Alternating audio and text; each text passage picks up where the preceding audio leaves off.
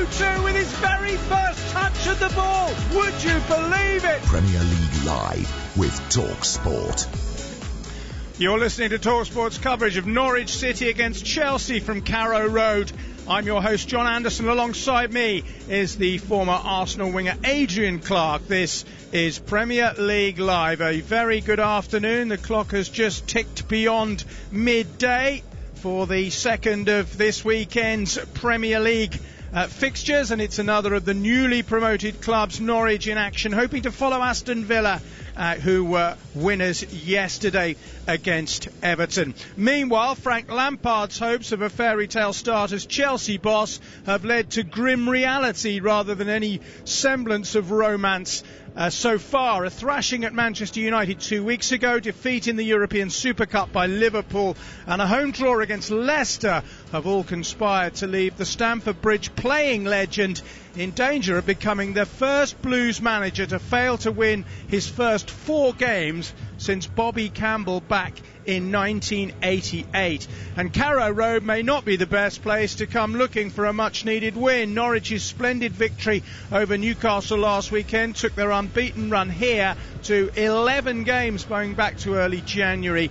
And in hat-trick hero Timo Pukki, they have the player of the month so far. There were question marks about whether the Finn could reproduce his sensational championship goal-scoring record in the top flight. And the answer thus far is a resounding yes. He's the first player ever to score 4 goals in his first 2 Premier League matches. In Lampard's playing days, the Canaries were easy meat for Chelsea, who haven't lost in 15 league meetings. But the last time the two teams came face to face in an FA Cup tie in the 3rd round the season before last, it took a replay and a penalty shootout to send them through. And there are no suggestions that today's encounter will be any easier. The team news is very straightforward for Norwich City. Understandably, having beaten Newcastle handsomely last weekend, Daniel Farke starts with exactly the same 11. The good news for Norwich is that their central defender Tim Klose, who's been injured, is back on the bench. For Chelsea, midfielder N'Golo Conte is out with an ankle injury, which means that Mateo Kovacic returns to that midfield 3. There's one other change which sees Tammy Abraham preferred to Olivier Giroud up front. So Norwich have Tim Krul in goal. The back 4 is Max Aarons, Grant Hanley, Ben Godfrey and Jamal Lewis. Holding midfielders are Tony Treble and Maurice Leitner. Then it's Todd Cantwell, Marco Stiepermann and Emiliano Buendia. And up front, the man of the moment, Timo Pukki, the Premier League's current leading scorer. For Chelsea, Kepa is in goal. The back 4 is Cesar Azpilicueta, Andreas Christensen, Kurt Zuma and Emerson. In midfield, Jorginho, Mateo Kovacic and Mason Mount. Pedro, Tammy Abraham and Christian Pulisic are up front. Delighted to have Adrian Clark alongside me for this one. Well, let's start by talking about Timo Pukki. I mean, I mentioned it in that intro. There were question marks about him. He's answering them, isn't he? Yeah, good afternoon, John. I saw a lot of him in the Championship last season, Timo Pukki, and this guy can finish. He can finish right foot, left foot. He's only a small guy, but he can put the ball into the back of the net with his head as well. And he's tailor-made for the Norwich side, who are blessed with a lot of players that are comfortable on the ball. They love to drift inside and slip through balls for Pukki, who's got outstanding movement. He'll play on the shoulder of the centre-halves, Christensen and Zuma today, and make darting runs into the box. And Norwich have tuned into that, and they will find him on a number of occasions. Yeah, he's a very, very good player. Is he going to win the Golden Boot? No.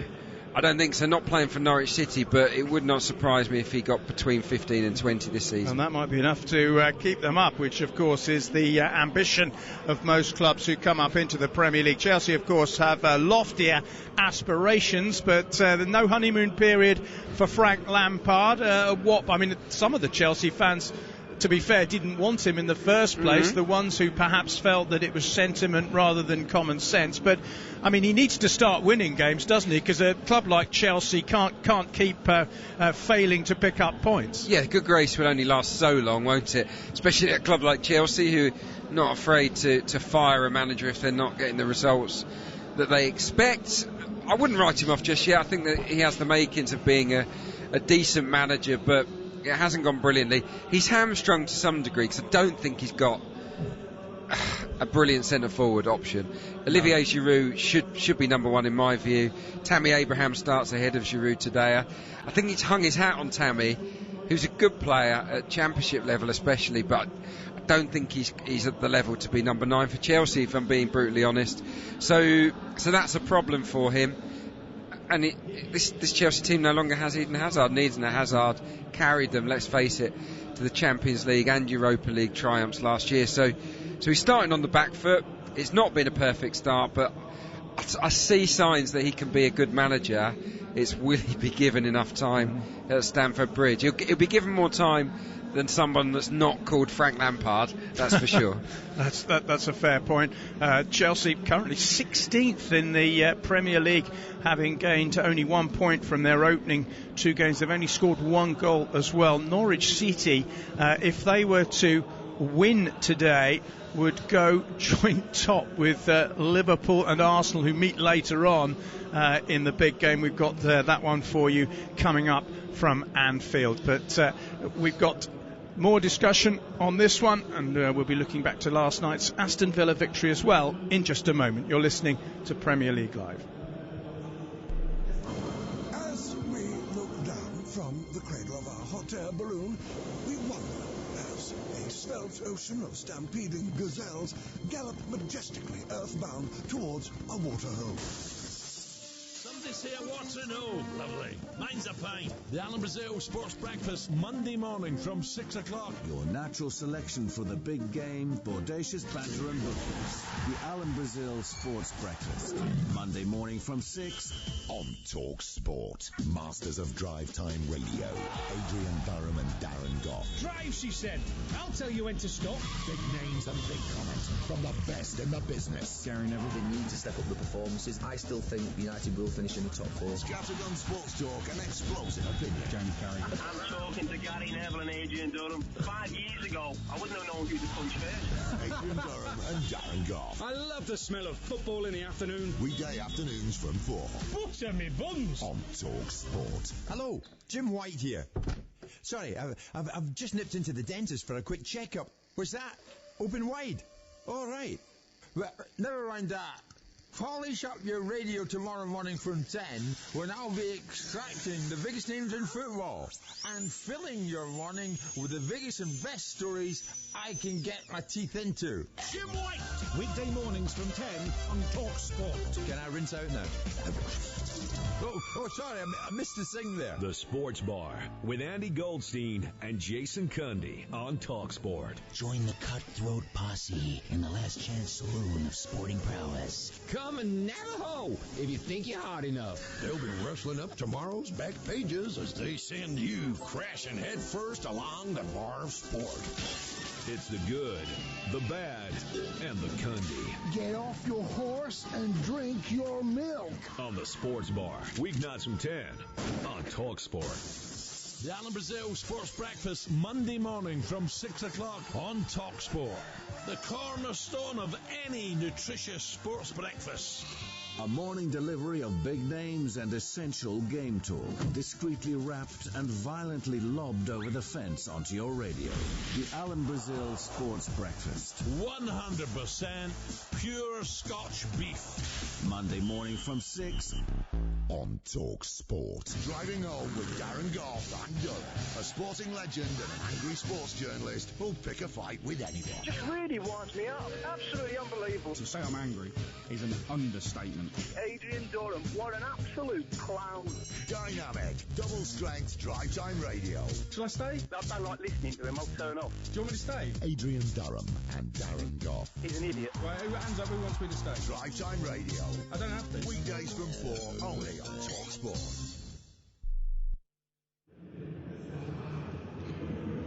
Welcome back. You're listening to Premier League Live. Coming up, Norwich City against Chelsea from Carrow Road on an absolutely glorious day. It's bank holiday weekend in England. The temperature is around 25 degrees in this picturesque corner of Great Britain, and we've got the whole game coming up live. We've already had one game, of course, this weekend, and it was a fantastic atmosphere at Villa Park for Aston Villa against Everton.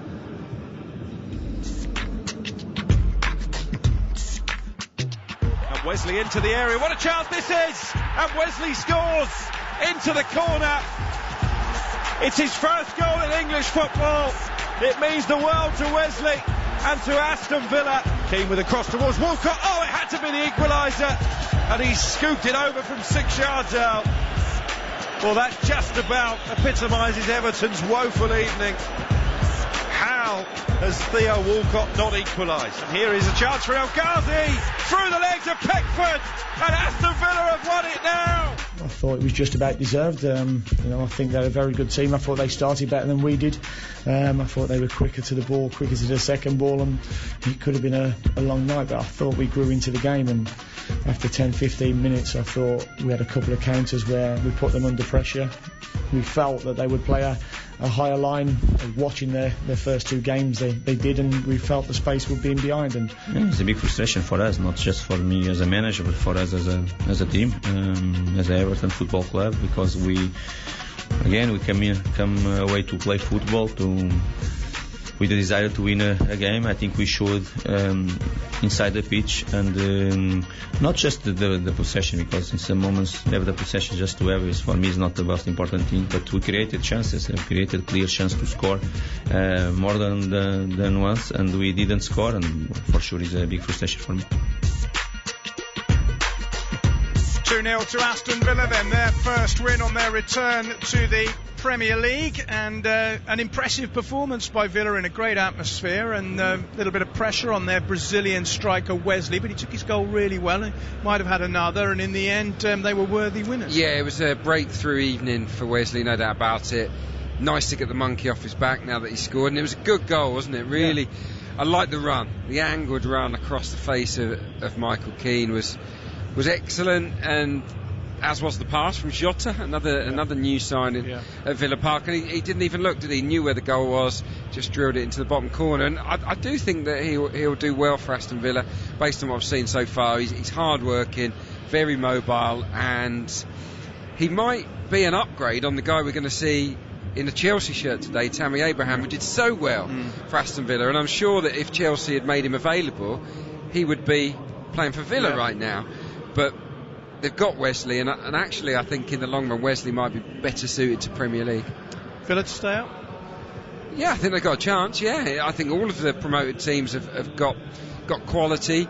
I wouldn't say any of them are nailed on certainties to be in the bottom three. I'd say Norwich, Sheffield United and Villa will do very well to finish above 10th. I think they're probably bottom half of the table teams, but they've all got plenty of positives, and Villa, the big positive for me is in midfield with Grealish and McGinn, who are fantastic footballers, and at the back in Tyrone Mings. I'm not saying that he can keep it up, but so far he has looked excellent. Yes, he has been a real rock for them, and a leader, someone that the team needs. He's found a home, hasn't he, at Aston Villa, and a manager in Dean Smith that trusts him, and if he keeps it up, Tyrone Mings, he'll be in the England squad before the season's out. What about Everton? I mean, big things expected of them. I mean, they were being talked about as a club that might nudge the top six. I never bought into that, They were really. poor, weren't they? Yeah, look, they're a good team, Everton, but to me, they're nowhere near being ready to finish in the top six. They need a striker, big time.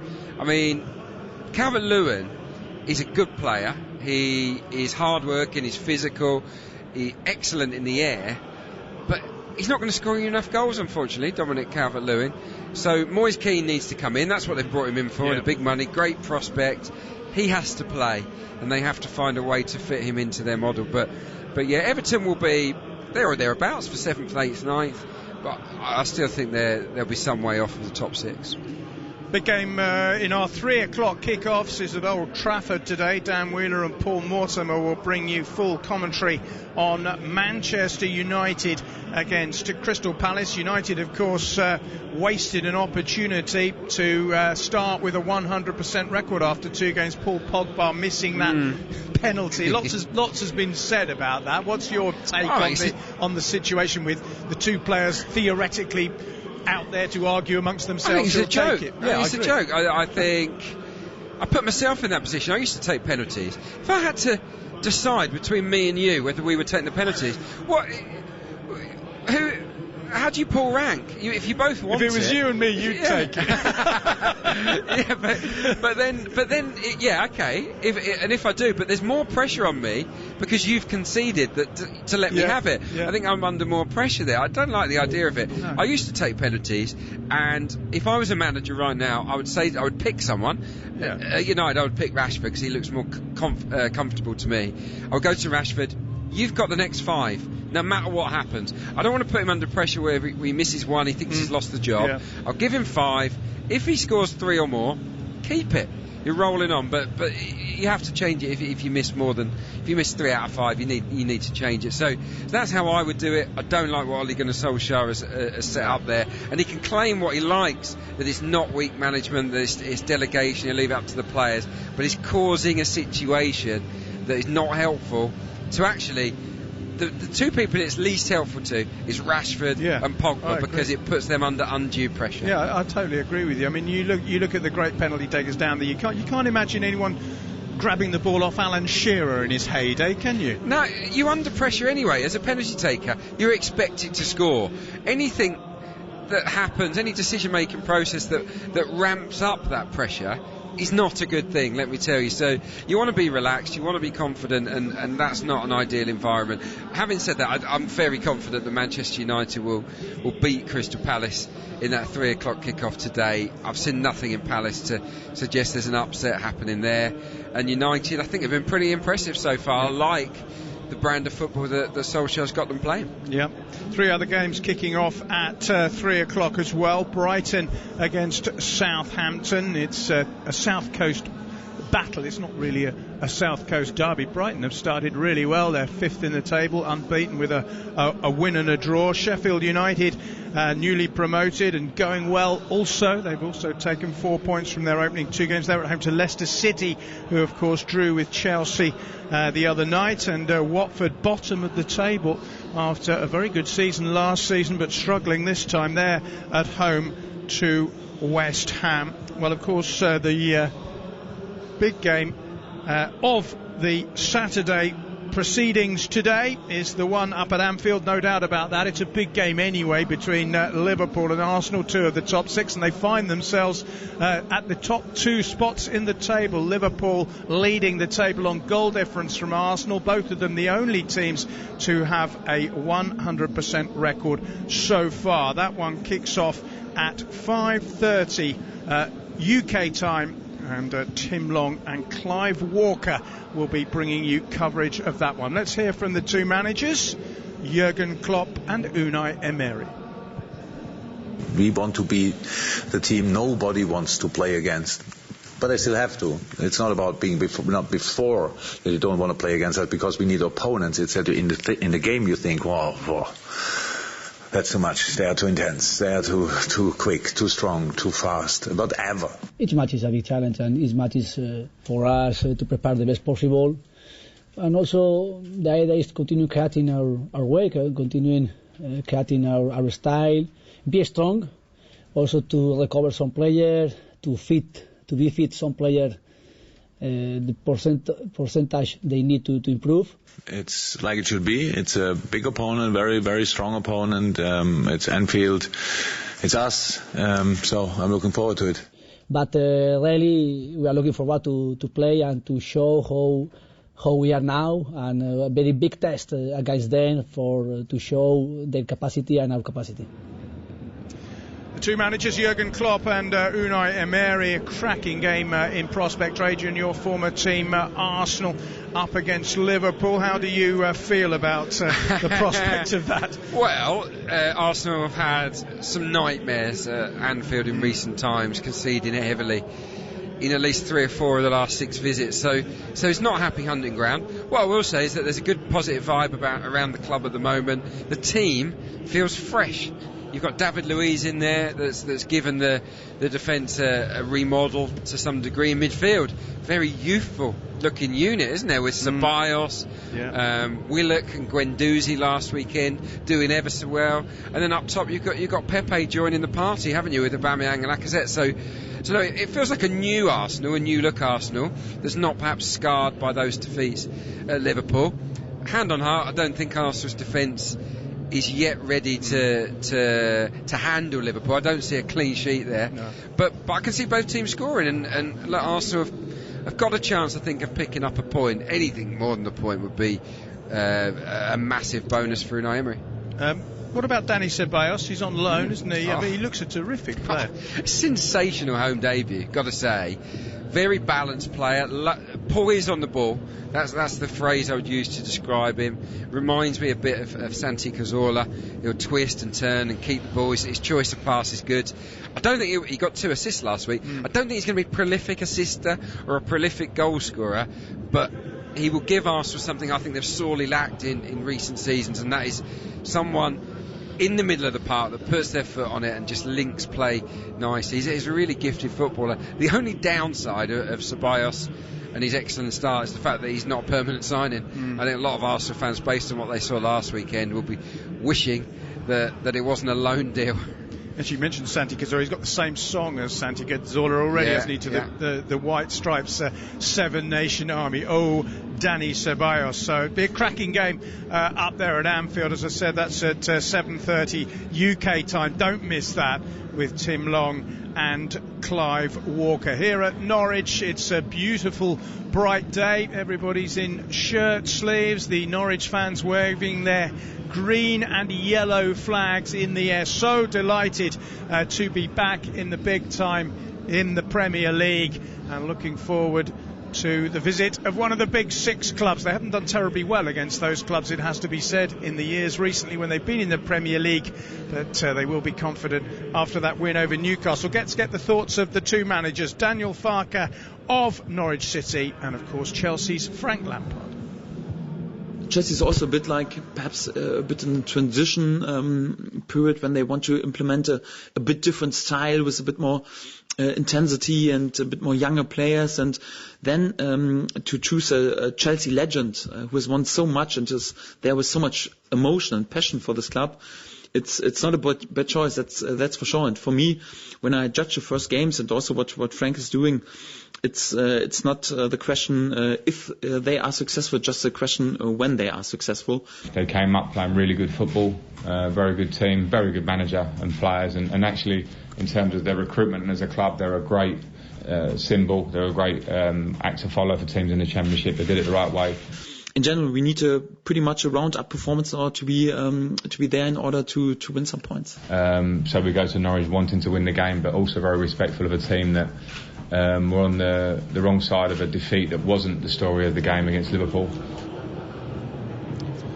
Yeah, they were 4-0 down at half-time, Norwich at Anfield, but as they will tell you, they won the second half. Timo Pukki got his first Premier League goal, followed it up with a treble against Newcastle. This is not going to be an easy place to come for anyone this season, is it? No, it isn't. They play with real confidence here at Carrow Road. Fans right behind them on the back of winning the Championship, understandably so. There's a real good feel factor around the place. They've got a lot of talent, I have to say. Buendia, Stiepermann, Todd Cantwell, who's come into the side. These are all creators in those attacking midfield positions. The fullbacks are flyers, 2 young boys in Jamal Lewis, the Northern Ireland international. Max Aaron's only 19, fantastic talent. I think a future, just yet another English right back that is right at the top level. Leitner is a terrific passer in the middle of the park. The one weakness, well, there's 2 weaknesses in this Norwich side for me. It's the goalkeeper, Tim Krul. He wasn't outstanding en route to promotion. He made quite a few mistakes. And Grant Hanley, who scored an own goal obviously against Liverpool. Good pro, but he's really a championship player, and I don't expect him to keep his place for much longer in the Premier League. Tim Closer back from injury, of course. Bright sunshine, scene is set. Carrow Road back in the big time, and they're up against Chelsea. It's coming up live next. You're listening to Premier League Live. As we look down from the cradle of our hot air balloon, we wonder as a svelte ocean of stampeding gazelles gallop majestically earthbound towards a waterhole. Somebody's here, what to know? Lovely. Mine's a pint. The Alan Brazil Sports Breakfast, Monday morning from 6 o'clock. Your natural selection for the big game, bodacious banter and hookers. The Alan Brazil Sports Breakfast, Monday morning from 6 on Talk Sport. Masters of Drive Time Radio, Adrian Durham and Darren Goff. Drive, she said. I'll tell you when to stop. Big names and big comments from the best in the business. Darren, they need to step up the performances. I still think United will finish in the top 4. Scattergun Sports Talk and explosive opinion. James Carey. I'm talking to Gary Neville and Adrian Durham. 5 years ago, I wouldn't have known who to punch first. Adrian Durham and Darren Goff. I love the smell of football in the afternoon. Weekday afternoons from 4. Butter me buns. On Talk Sport. Hello, Jim White here. Sorry, I've just nipped into the dentist for a quick checkup. What's that? Open wide? All right. Well, never mind that. Polish up your radio tomorrow morning from 10, when I'll be extracting the biggest names in football and filling your morning with the biggest and best stories I can get my teeth into. Jim White, weekday mornings from 10 on Talk Sport. Can I rinse out now? Oh, sorry, I missed the sing there. The Sports Bar with Andy Goldstein and Jason Cundy on Talk Sport. Join the cutthroat posse in the last chance saloon of sporting prowess. Come and Navajo if you think you're hard enough. They'll be rustling up tomorrow's back pages as they send you crashing headfirst along the bar of sport. It's the good, the bad, and the Cundy. Get off your horse and drink your milk. On the Sports Bar, weeknights from 10 on Talk Sport. The Alan Brazil Sports Breakfast, Monday morning from 6 o'clock on Talk Sport. The cornerstone of any nutritious sports breakfast. A morning delivery of big names and essential game talk, discreetly wrapped and violently lobbed over the fence onto your radio. The Alan Brazil Sports Breakfast. 100% pure Scotch beef. Monday morning from 6 on Talk Sport. Driving home with Darren Goff and Durham, a sporting legend and an angry sports journalist who'll pick a fight with anyone. Just really winds me up. Absolutely unbelievable. To say I'm angry is an understatement. Adrian Durham, what an absolute clown. Dynamic, double strength drive time radio. Shall I stay? I don't like listening to him. I'll turn off. Do you want me to stay? Adrian Durham and Darren Goff. He's an idiot. Right, hands up, who wants me to stay? Drive time radio. I don't have to. Weekdays from 4 only on Talk Sport. You're listening to TalkSport's coverage of Norwich City against Chelsea from Carrow Road. I'm your host, John Anderson. Alongside me is the former Arsenal winger, Adrian Clark. This is Premier League Live as the two teams come out into the glare of sunlight on this late August afternoon. Chelsea are wearing a change strip of all white. Norwich, the Canaries, wearing their traditional strip, yellow shirts and green shorts, and the whole of the stadium, virtually apart from the posse of Chelsea fans, is a riot of yellow and green flags. They're enjoying their return to the big time, these Norwich City supporters, but they're not just here to make up the numbers. They believe that they can survive, they can build. They hardly spent a penny in the summer on new signings. The essence of their team is the one that carried them into the Premier League with the title last season in the Championship. But what of Chelsea? Defeat by Manchester United, a draw against Leicester, beaten by Liverpool on penalties in the European Super League. Frank Lampard, without the ability to buy any new players, has had to make use of what he has got, and there is much more pressure, you feel, on Chelsea this afternoon than there is on Norwich City. Let me take you through the two teams. Norwich City have Tim Krul in goal, the back four of Max Aarons, Grant Henley, Ben Godfrey and Jamal Lewis. The holding midfielders are Tom Treble and Maurice Leitner. Then it's Todd Cantwell, Marco Stiepermann and Emiliano Buendia. Up front, Teemu Pukki looking to add to his 4 goals already this season. Chelsea have Kepa in goal. The back four is Cesar Azpilicueta, Andreas Christensen, Kurt Zuma and Emerson. In front of them, Jorginho, Mateo Kovacic in for the injured N'Golo Kante, and Mason Mount, the only player to have scored a league goal for Chelsea this season. And Pedro, Tammy Abraham and Christian Pulisic are up front. The referee today is Martin Atkinson, and of course we have VAR. Andre Mariner is in a booth at Stockley Park near Heathrow, quite a long way from Norwich, to handle the VAR situation. Yeah, it's been a late change, I think, to the starting 11. Pedro has not appeared, but Ross Barkley has. So I can only assume that there's been a problem in the warm-up for Pedro, so Ross Barkley gets his chance. Now, how will that impact on Chelsea's shape here this afternoon, I wonder, because they are not like-for-like players, are they, Ross Barkley and Pedro? So it will certainly have an impact on the balance of the side, even if the system or formation is the same as planned. Well, that's interesting. We definitely had Pedro on our team sheets, but you're right, it is Ross Barkley who has appeared. And, as you say, not a like-for-like by any means. Martin Atkinson is about to get us underway. It's noisy at Carrow Road, where Norwich don't have a good record against Chelsea. They haven't beaten them in 7 meetings on this ground, but they took them all away in an FA Cup tie a couple of years ago. And we're underway. Lovely warm afternoon. Kurt Zuma just rolls it across towards Andreas Christensen. I said it previously, Adrian, the pressure's more on Chelsea than Norwich today, and Norwich will like that fact. Yeah, you'd imagine so. They will come into the game feeling confident, the Canaries, because they absolutely wiped the floor with Newcastle.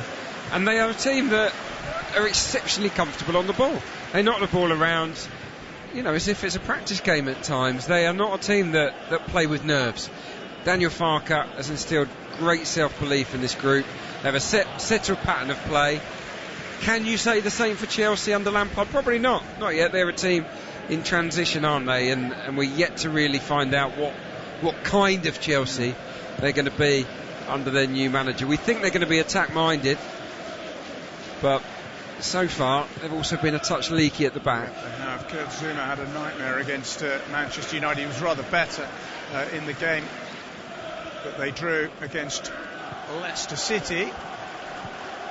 Norwich have it at the back with Ben Godfrey, 21-year-old. There's an emphasis on youth, particularly at the back for Norwich City, if you ignore 31-year-old Tim Krul. Aaron's 19, Godfrey 21, Jamal Lewis 21 as well. All is back with Tim Krul. You'll remember him as the former Newcastle goalkeeper, made 185 appearances for the Magpies. It's been lost in midfield by Norwich, and Chelsea come forward with Kovacic, but he wastes it, and it's back with the man who lost the ball initially, Todd Cantwell, for Norwich City. Just pushing and probing out of defence. It's been 3 years out of the Premier League for Norwich. They were in League One only 9 years ago, so they've had some pretty bad times in the last decade, but at the moment they're on a high. Great tackle in midfield by Pulisic, who looks very lively to me. From what I've seen of him, he was one of the few players who performed reasonably well at Old Trafford a fortnight ago. Yeah, he's quick, isn't he? Yeah. Very busy player. Loves to run in behind opposition defenders, Pulisic. It's hard for him because he's being seen as Hazard's replacement, and that's incredibly unfair. But he's a player that I think will come good for Chelsea. Zuma knocks it forward, touched by Tammy Abraham. It's a good touch as well to Mason Mount. Mount, who got his first Premier League goal against Leicester, finds Pulisic. Pulisic has got an overlap here, and the ball is clipped in by Azpilicueta and smashed into the back of the net by Tammy Abraham.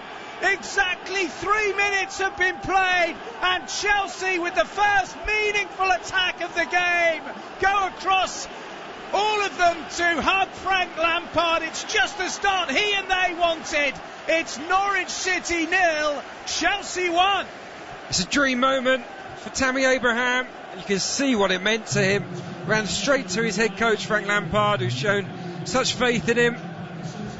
It's great play from Chelsea. Lovely little 2v1 overload down the right. Azpilicueta digs out a gorgeous cross. He strikes it on the half volley. He's 12 yards out. It's not an easy ball to hit this, but he guides it low into the bottom corner to Tammy Abraham. This is a high-class finish from the Chelsea front man, and boy did he need that goal. It's a brilliant connection by Tammy Abraham. 26 goals for Aston Villa in the Championship last season. He did, of course, play in the Premier League with Swansea City, and he scored 5 goals for them in that campaign. But as you said, it was a lovely goal.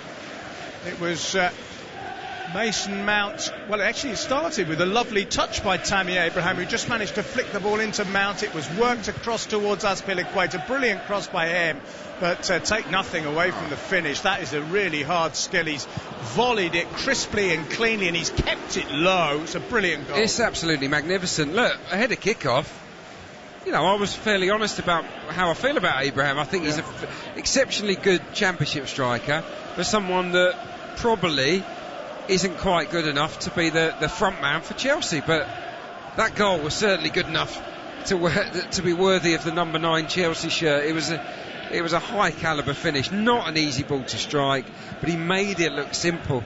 Tammy Abraham, it was such a crisp strike. Dampened the atmosphere a little bit at Carrow Road. They were in party mood prior to kick-off. They've become a little bit more subdued. The Chelsea fans obviously are voicing their approval. Tammy Abraham, of course, he is an England international. People forget that. He made a couple of appearances for the national team in the back end of 2017, and he's managed to get himself injured as Norwich look to get forward. This is a good run. Here's a chance for Timo Pukki. Oh, Norwich have equalised. He played the ball in, and it was knocked into the net by Todd Cantwell.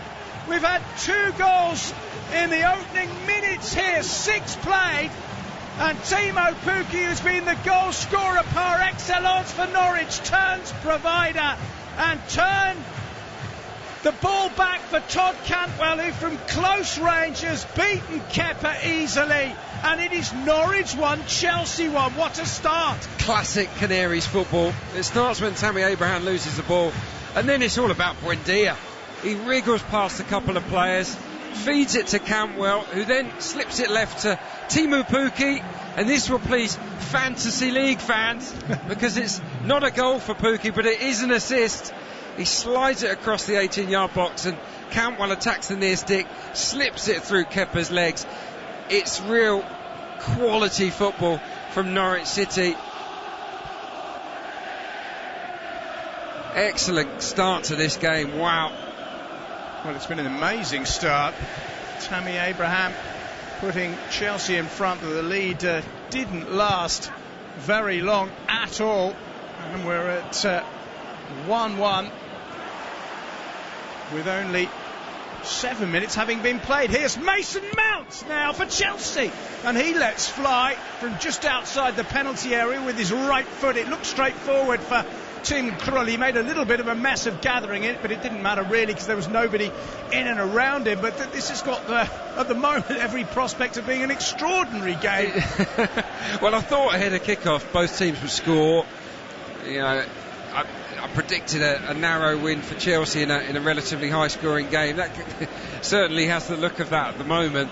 let's see, but it's a great response from Norwich City. Mason Mount there does not need a second invitation to shoot. He loves to strike from long distance, and I think he's among the highest shot takers in the Premier League so far this term, so I don't think that'll be the last effort we see from him on goal. But yeah, great response. Todd Cantwell's been great this season.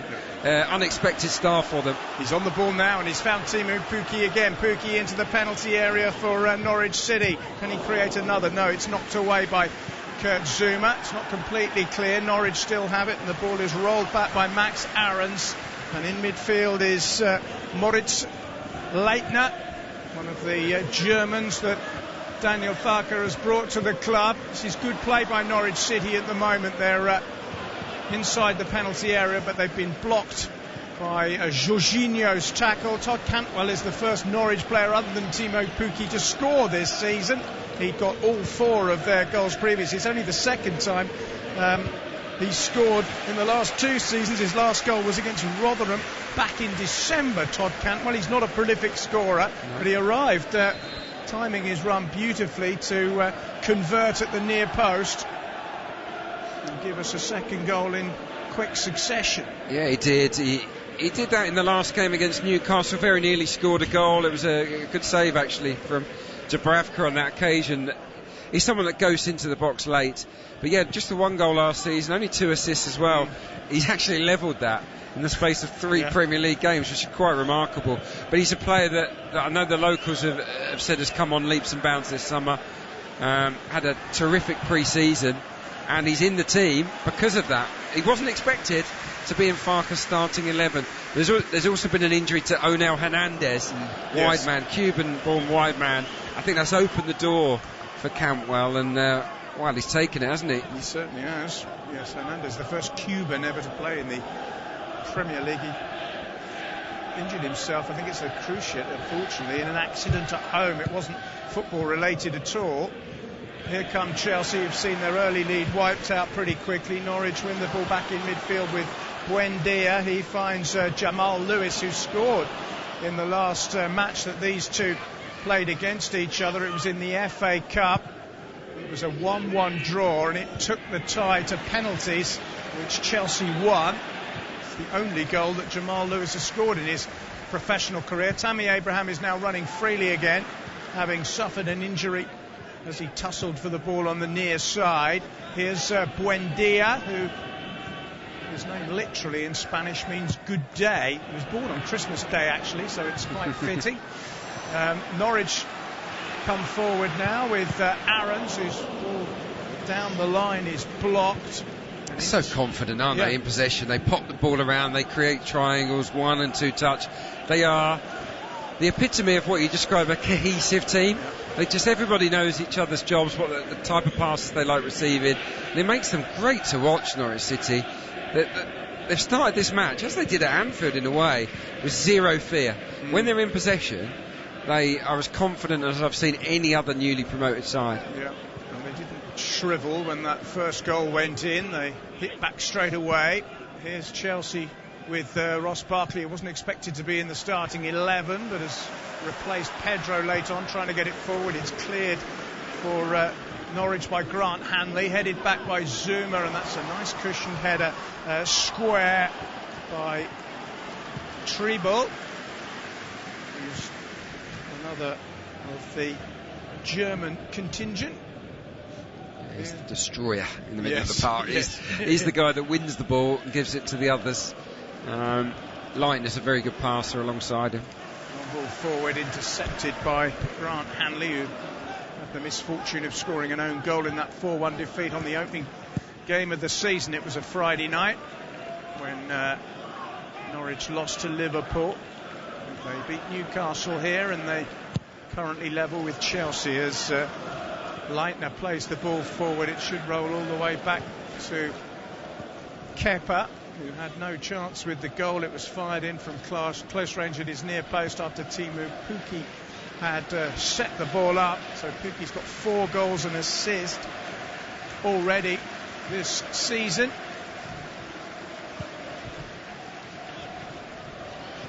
Christensen back to Kepa Arrizabalaga, the Chelsea goalkeeper. He plays a nice ball down the centre towards Ross Barkley, who doesn't play a nice ball at all. It was awful by him and given away needlessly. It's almost like he didn't look, he just passed it without looking to see whether there was anyone to pass to. Yeah, not easy for him to come in from the cold. Him and Mason Mount are going to interchange positions. I think Barkley is meant to be playing on the left of centre with Mount in behind Abraham, but at the moment they've switched around. But they've lost width, haven't they, with the loss of Pedro ahead of kick-off, bit of pace as well, so places even more emphasis on Pulisic to be the outlet on this near right-hand side. Buendia gets the ball across field, but it's a mistake by Max Aarons, which allows Mason Mount the chance to stretch his legs again for Chelsea. And the ball is rolled in towards Abraham, who tries to find Barkley but can't do so. It comes through to Jorginho, and now it's Azpilicueta who set up the goal with an excellent cross back to Kovacic. Kovacic is driving forward menacingly for Chelsea, plays the square ball in across the centre of the 18-yard box where Norwich clear it up as far as halfway. Here's Jorginho for Chelsea. No N'Golo Kante for them today. This is Pulisic, who's achieved all kinds of records in terms of being the youngest this and the youngest that for both Dortmund and the United States national team. As I take great pleasure in pointing out, he's from the town of Hershey in Pennsylvania, which is where the chocolate bars. I was going to say, I thought I'd heard of Hershey. It was William Hershey, actually. He was one of the founding fathers of that town who set up the chocolate factory. Yeah, he's a player of promise, that's for sure, Pulisic. Yeah, he's done an awful lot of experience for someone so young, and obviously he's a bit of an icon in regards to US soccer. It certainly is. He captained them in the CONCACAF Gold Cup where they lost the final to Mexico, which, when you consider he's only 20 years old, he's not old enough to drink actually in his home state of Pennsylvania. You have to be 21. Well, not that he would anyway. No, of course not. Still 1-1, and for the first time the game's entered a bit of a lull. We're almost 15 minutes in. Tammy Abraham with a goal for Chelsea on 3 minutes, cancelled out by Todd Cantwell's close range effort just 3 minutes later. Martin Atkinson has awarded a free kick to Chelsea midway inside the Norwich half, just to the right of centre. Give Chelsea an opportunity maybe to get the ball into the danger area. Kurt Zouma and Andreas Christensen, the two big centre halves, have gone across. Emerson and Mason Mount are the two players standing over the ball at the moment. Emerson left-footed, Mount right-footed. You'd think maybe Emerson to swirl it in. No, he's jumped over it, and Mount does the swirling, and the header is put out of harm's way, but behind for a corner by Marco Stiepermann. Yes, a decent ball in from Mason Mount. He's a great technician, actually. He's a real asset on corners and wide free kicks.